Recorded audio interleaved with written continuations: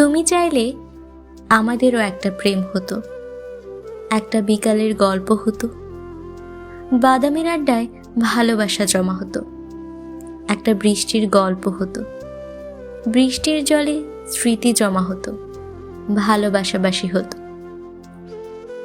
তুমি চাইলে অন্য প্রেমিক প্রেমিকাদের মতো আমাদেরও মাঝে মধ্যে সামান্য ঝগড়া হতো, একটা নির্ঘুম রাতের গল্প হতো, জোনাকির আলোয় দুজনে অভিমান জমাতাম।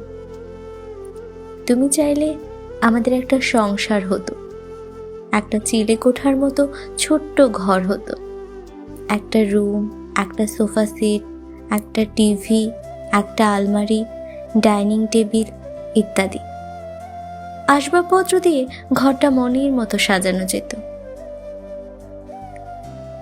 তুমি চাইলেই আমাদের একটা রাজকন্যা হতো, তার নাম রাখা নিয়ে খুনসুটি হতো, তাকে নিয়ে আমাদের ছোট্ট একটা জগৎ হতো, তিনজনের ছোট্ট একটা সংসার হতেই পারত।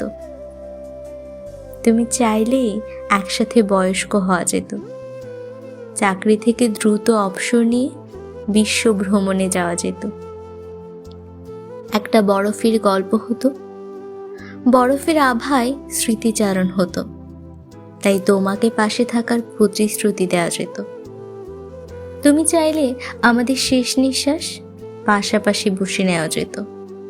তুমি চাইলেই সব হতো, আমাদের একটা প্রেম হতো, সংসার হতো, ঘর হতো, একটা বয়স্ক কাল হতো, কিন্তু তুমি চাইলে না।